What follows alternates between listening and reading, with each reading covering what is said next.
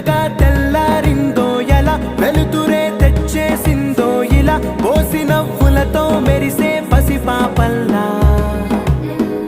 చేదతో బావులలో గలగల చెరువులో బాతుల ఈతల కళ చేదుగా ఉన్న వేపను నమిలే వేళ